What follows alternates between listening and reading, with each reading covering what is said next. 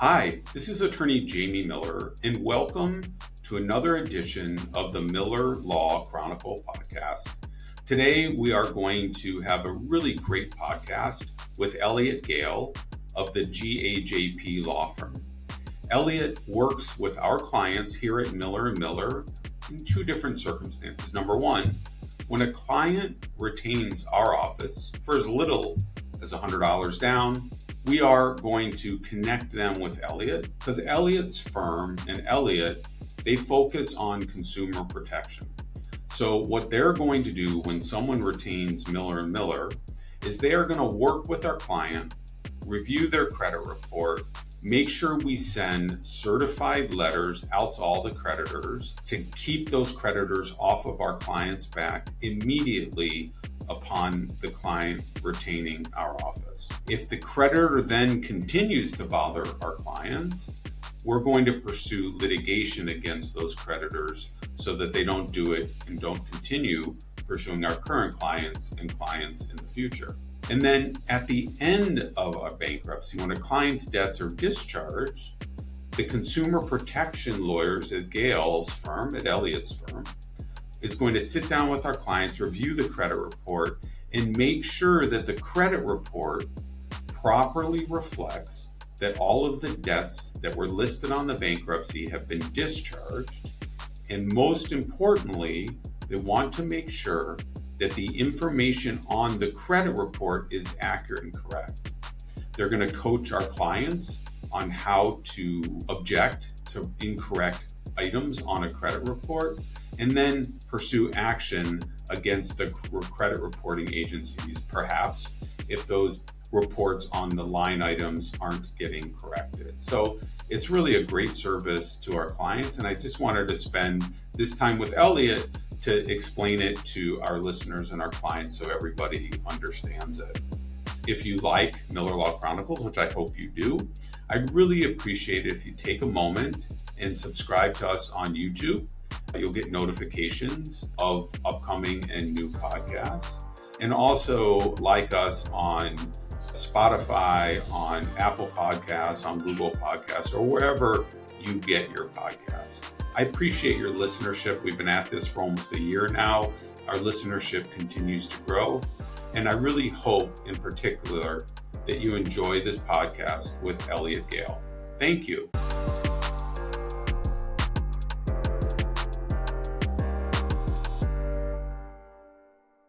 Hi, this is attorney Jamie Miller, and welcome to another edition of the Miller Law Chronicles Podcast. Today, we really have the privilege of talking to my friend, Elliot Gale, who is a lawyer that specializes in consumer protection. Elliot and his firm, GAJP, have been a friend and partner of Miller & Miller for many years now, and we're excited to talk about the TCPA, the FDCPA, the Wisconsin Consumer Act, FCRA, all of these different acronyms that I hope after my conversation today, you'll have an understanding of what they mean and, of course, how they help our clients and other consumers in the state of Wisconsin. And Elliot, thank you so much for taking the time to join me today. I really appreciate it. Yeah, happy to be here. Thank you for having me. Now, you and I have known each other for several years, and I'd like to take a moment just to, have you tell us a little bit about yourself, who you are, where you grew up, how you got into this consumer protection area. Sure. So I currently reside in Northern California in a town called Rockland. I've been practicing law, I always say over a decade, because after a decade, I feel like we start losing count, but it's probably like 15, 16 years at this point. I did my undergraduate studies at the University of Florida, go Gators, and then transferred to Santa Clara University for law school. Post-law school, I did a little bit of personal injury work. I don't have anything against that field. It just wasn't for me at the time anyway at that firm. So I found another job working at a local consumer bankruptcy law firm. And that is where sort of my introduction to consumer bankruptcy and consumer protection began. That particular firm tended to be a high volume filer. And when you're dealing with that kind of volume, you tend to sort of learn things very quickly. And there are a lot of issues, right? So, if you're not doing as much work, you may not actually run into all of the different issues that can exist in your sort of your typical consumer bankruptcy, right? But I used to joke, like, I've pretty much seen it all just in terms of consumer bankruptcy and consumer protection. And what we found was that there was this whole area surrounding consumers that are looking at filing bankruptcy that a lot of bankruptcy attorneys just frankly aren't looking at, or it's just not in their wheelhouse, right? And this is coming from somebody who's practiced consumer bankruptcy law, is that particular practice, I think, is administrative, where some people just don't like to litigate, right? So we found that a lot of times creditors would violate certain protection or consumer protection laws both before, during, and after consumer files bankruptcy, right? So we started looking at those issues and sort of started dipping our foot in the water, as they say, and then just sort of dove into the deep end. Did that for a while, and then, 5 years ago, my partners and I formed GAJP and sort of took that knowledge that we had gained, tweaked it, and then started this practice here. Right. And do your work throughout the whole country? So it's not only in California. Right. So when we first started, we were just in California, but we've become a multi-jurisdictional practice. So we practice in California, Wisconsin, Missouri, Michigan, and we're looking to expand into North Carolina and Kentucky as well, are the next two areas. It's been a wonderful partnership. And, you and I have been doing bankruptcy law for a long time and dealing with bankruptcy clients and helping bankruptcy clients. And when a new bankruptcy client comes in for a discussion about how we can help with their debts, they're concerned about two things. The first thing is, how quickly can you get the creditors off of my back? Keep them from calling, keeping them from bothering me, my family, that type of thing. Stop wage garnishment. And then the next question is, well, what's the impact on my credit going to be after I file bankruptcy? And as a practitioner for all these years, we did a great job of filing bankruptcies and helping people discharge the debt. But I've always felt like I wasn't meeting all of their needs, because I really wanted to help stop creditors as soon as possible and also improve their credit. And so I searched and, just looked around and really built a great relationship with you and GAJP and Scott and others at your firm, and feel blessed and just really happy that we built this relationship, because it's really something that is very valuable to our clients. And I want to talk to you about that. So when a client retains us, and this is even before we get to the point of filing their case, we refer them over to you. And tell me a little bit about what happens once a bankruptcy client pre-filing gets sent over to your office. Take me through that process. Yeah, so we're gonna get on the phone with your clients, and we're going to pull their credit report and look at all of the different creditors that they have, and we're going to send notices out, right? And then those notices are basically going to say, look, we've retained counsel and we don't want you to contact us anymore. And then if they do, then that's a problem, right? So this is what we call sort of a win-win. We want the calls to stop, right? So hopefully the goal here is that once creditors receive the notices that we mail, the calls will stop. If they don't stop, that's when we will become involved. And once our staff goes through a credit report with your clients, we will go sort of literally creditor by creditor. And if there are certain creditors, for example, that we may not want to send a notice to, right? So for example, if you have a mortgage, and you want to keep your house and you want to continue making payments on that, we're not going to send out a notice, right? But if you're unsecured, your typical unsecured credit card is just calling you incessantly, that's somebody we're going to send a notice out. And then we'll follow back up. Once the notices go out, we will follow back up with your client to verify whether or not the calls have stopped. If the calls have stopped, great. We've done our job. You've provided a great service for your client, and they sort of get a breathing spell before their bankruptcy is filed. Right. Go ahead. Oh, and if it's not stopped, if they haven't stopped, right? I think a lot of people, when they're getting collection calls, there's this sense of hopelessness, right? Like, is this ever going to end? I'm getting sort of abused. But if we're involved, there's sort of an active tracking process involved. So there's not this feeling of just hopelessness, right? And we'll send out multiple notices. Right. And that's important because in our own, when a client hires us, it may take some time. Filing bankruptcy has become complicated. So if I get hired by somebody today, it could take 30 or 60 days to get their case filed because maybe coming up with all the documents can be a challenge. Maybe there's some sort of legal strategy that makes us want to wait 60 or 90 days to file. Maybe maybe the client's having a challenge coming up with the attorney's fees to get the case filed. And so at our office, if someone just puts $100 down, we're going to get them over to GAJP and your team, and you're going to send out these letters to the creditors. And what does the letter say? I mean, why is the creditor, once they get this letter, prevented from reaching out to the client? Right. So the letter is going to do a couple of different things. It alerts the creditor that you're represented by counsel and they need to contact your counsel moving forward. It also revokes consent to be called using an auto dialer, and that gets sort of under the TCPA guidelines. And then once they receive that letter, they really should be contacting your attorney, right? And if they're not contacting your attorney, there are certain sections of the Wisconsin Consumer Protection Act that are potentially, as well as the TCPA. Right. And I hear this a lot. The client will, retain and will reach out to the client. Reach out to the creditor, but sometimes those phone calls will continue, whether it's an auto dialed phone, robocall, that we use that term. And then you were talking about tracking that. What does that mean? If the Right. client's So those yeah, calls. it's always good to have proof of calls, right? It's very easy for a creditor to sort of say, no, we didn't call you.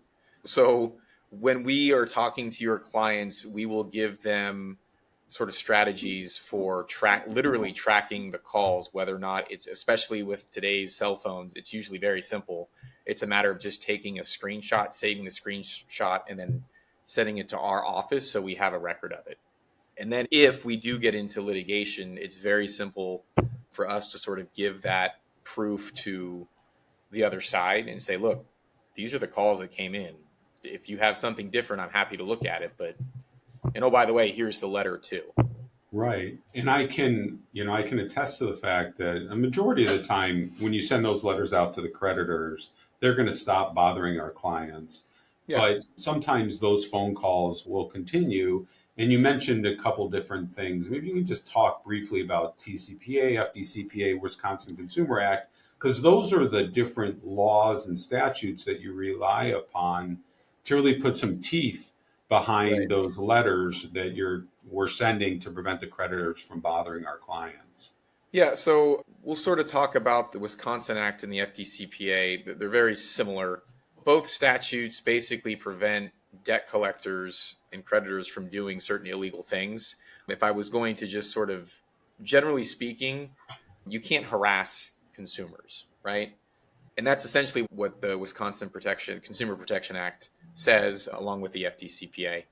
And in terms of the harassment, that's where the tracking the phone calls, like the frequency, the amount, that becomes critical in building those cases up.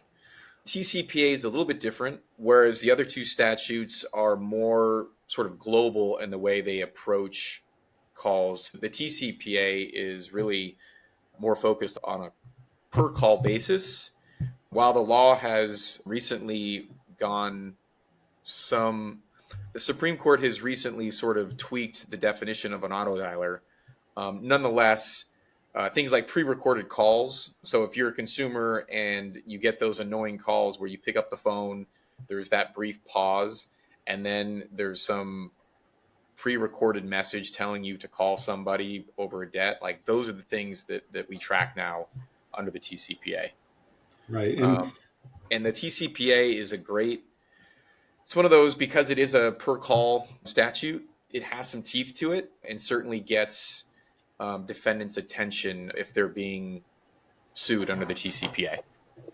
Right. And sometimes people will say, well, what's your relationship with Elliot? Why aren't you doing this? And this area of consumer protection is really specialized. And I've always wanted to stay in my lane and do what I do best.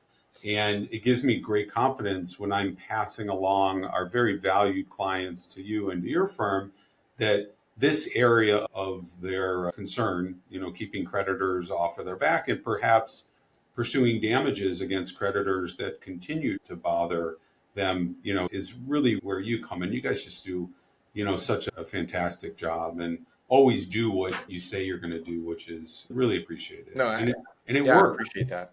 Yeah. And it really works. I mean, it's like, I can't tell you the stress that I see on my client's face when they come in, and they're just so anxiety ridden by the continued creditor calls. And to be able to tell them that we have a solution to help them even before they file bankruptcy is just incredibly valuable.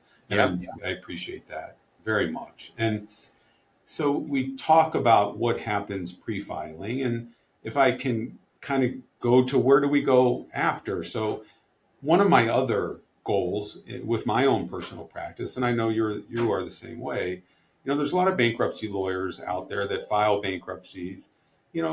Filing bankruptcy can be a challenge, but it's not impossible. You're going to have different experiences with different lawyers. And one of our goals and my vision and our core values is to really help a client get their credit score up to 720 after their case is done. Yeah. I just don't want to file a case, discharge the debt, have the client 18 months later go apply for a car loan and not be able to get a car loan. So once case is discharged, so someone files a Chapter 7 and wiping out their debts or doing a Chapter 13 and making payments towards their debt, but once they get that discharge, tell me a little bit about where you step in to help our clients. Yeah, so one of the unfortunate parts of the bankruptcy process is that there are certain expectations that consumers in the law sort of set out, right? And that is a fresh start. And the whole point of filing a bankruptcy is to essentially relieve yourself from the collection activity and relieve yourself from the debt. But sometimes, for whatever reason, certain trade lines or certain accounts just aren't updated properly, right? Whether it be, still reporting a balance, still reporting late payments, not actually reporting that the debt has been discharged, sometimes reporting the debt discharged when it wasn't discharged, depending upon the nature of the debt.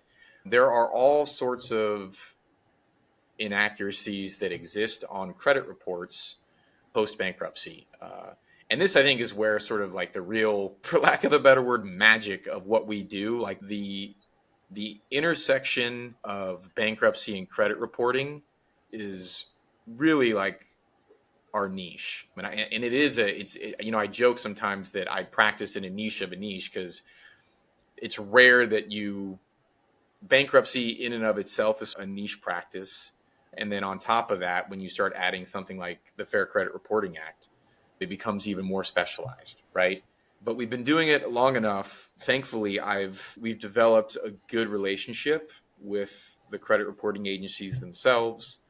I think that we're well known in this area of the law and well respected. So if there's something inaccurate on your credit report, I'm fairly confident that we're going to be able to remedy that inaccuracy. Right. And so if a client files bankruptcy and let's say they have a debt with Discover, $7,000 debt with Discover, they filed bankruptcy, they've gone through the process, they got their discharge. Whose responsibility is it to make sure that the credit report reflects that debt has been wiped out? So under the Fair Credit Reporting Act, it essentially puts the onus is really on both the data furnisher and the credit reporting agency. Under the Fair Credit Reporting Act, credit reporting agencies, that the three main ones that everyone's probably heard of, Experian, Equifax, and TransUnion, they're supposed to have policies and procedures to maintain maximum accuracy, right? The reality is, most of the time, all three credit reporting agencies are alerted when a consumer files bankruptcy. Certain data furnishers, I won't name names on this podcast, but there are large banks that track every consumer bankruptcy filed. They just do that with social security numbers, right? So if you're a practicing consumer bankruptcy attorney and maybe you have that moment where like, oh, we didn't add this. Well, depending upon who the creditor is, they have notice of that anyway, right? So when you receive notice of the bankruptcy, there are certain things that data furnishers should report to the credit reporting agency during the pendency of the bankruptcy. And then once the discharge is entered, the data furnisher should update the report again to alert potential lenders that the debt has been discharged. And it gets highly technical in terms of, the actual credit reporting language, the actual guidelines, but that's sort of like where we come in, right? We're very good at looking at credit reports, seeing what is and isn't accurate, and then sending out dispute letters, which is required. Congress, in their infinite wisdom, in order to properly tee up a lawsuit against the data furnisher, you have got to dispute the account with the credit reporting agencies. And I think this is very important for consumers to know. Understand what I just said. If you have an issue with, you use Discover. We'll say that you have a Discover account, right? If you dispute that inaccuracy directly with Discover, you can't turn around and sue them under the Fair Credit Reporting Act. It's a little ridiculous. You have got to send your dispute to the credit reporting agency. And a lot of times, sometimes when we talk to consumers who have tried to do this on their own, they miss that step, right? If you have a problem with Discover, the last thing you're thinking of is going over to Experian and explaining that problem. But that's the way the law is set up. So that's what we do. And so somebody files bankruptcy, they get their discharge, they have the Discover on their credit report. It's not reporting properly. You'll review the credit report with them. Yep. You'll notice that there's a dispute. So does the client send the dispute letter to the credit bureau, or do you do that?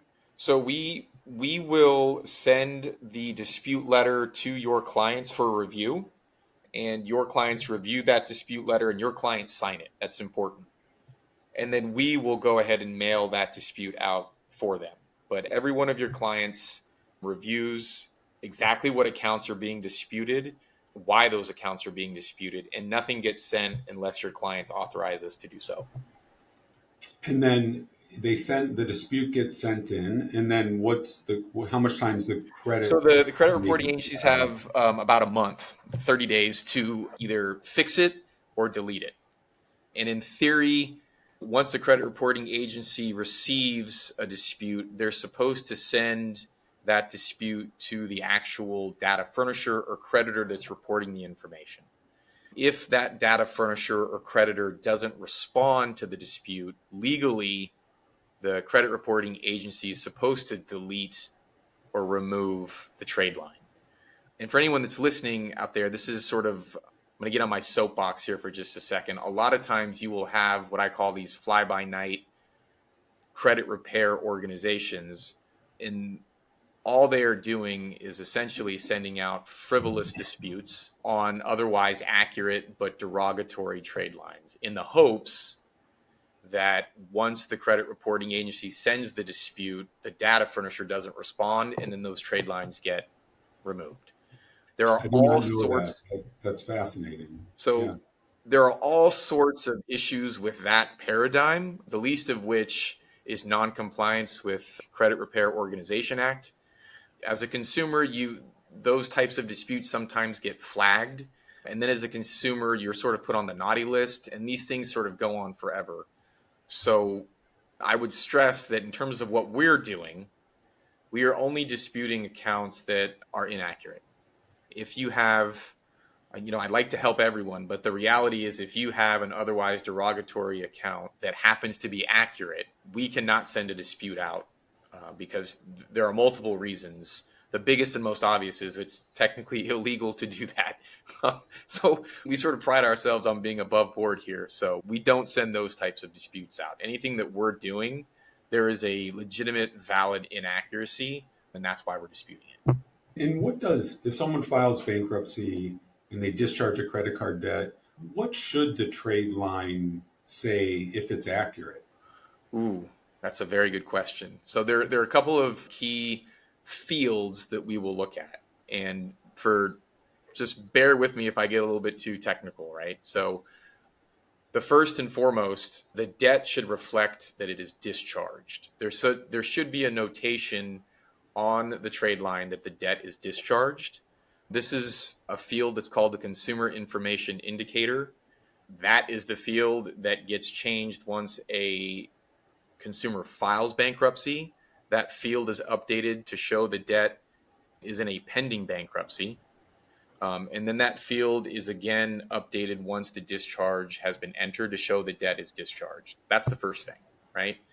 We'll look at the balance. The balance should reflect a 0. The past due balance should also reflect a 0. And then we will also look at the payment history profile or the payment history. That's the section that literally shows it's usually, it can be as much as 4 years of payment history, but sometimes it's only 12 to 24 months. All negative reporting should stop at the filing of the petition.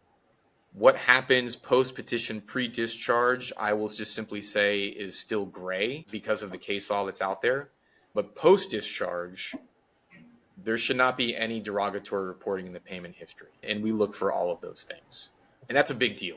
There's a class action lawsuit that was filed some time ago where credit reporting agencies understand that certain debts need to be updated to reflect 0 balances and 0 past due balances. So those types of cases, thankfully for consumers, are becoming more rare, but they still exist. Right. And what's the impact on someone that's filed bankruptcy? They've wiped out the debt and there's something that's inaccurate on the credit report and it just stays that way. So I'm going to preface, the lawyer in me is going to preface that I don't hold myself out to be a credit expert in the sense of, if this happens, I don't work for FICO. Right. Anecdotally speaking, though, I can tell you that I've seen clients where we fix these things and their score may jump 20 to 40 points, right? I mean, it's a big deal. The idea that you can't have a good credit score prior to your discharge in a Chapter 13, hogwash. I know because I've seen it. I've literally seen a consumer have a 700 credit score in the middle of their Chapter 13. It is possible. But it's also important to realize, I think consumers, let's get it. So this idea of a credit score, once you start getting into this area of practice, you'll very quickly learn that the idea of a single credit score it doesn't exist, right? FICO has multiple scoring models. I think there are actually like over 20 of them. And depending upon the type of loan you're applying for will dictate which FICO scoring model is applied. Why does that matter?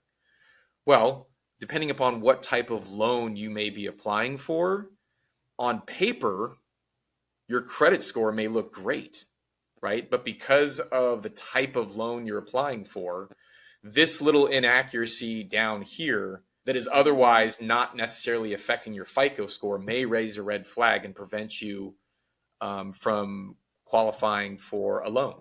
And that's not made up. I'm quoting a case or factually that has happened to one of my clients in the past where it was either a very high 700 credit score or an 800 credit score, and we're not qualifying for a secured loan because the payment history profile was at best ambiguous in terms of whether or not somebody was making a payment. So that's why it's really important that consumers look at their credit reports post bankruptcy to make sure all of these little things are fixed I think it's extremely important to have a good high credit score, right? We all should strive to get to the 720, and I think that's great.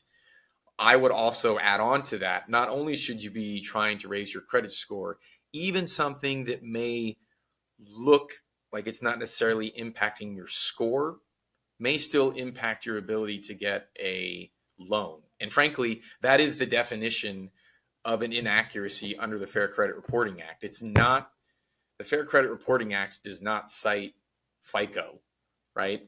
Whether or not something is inaccurate is whether or not it will impact your ability to get a loan.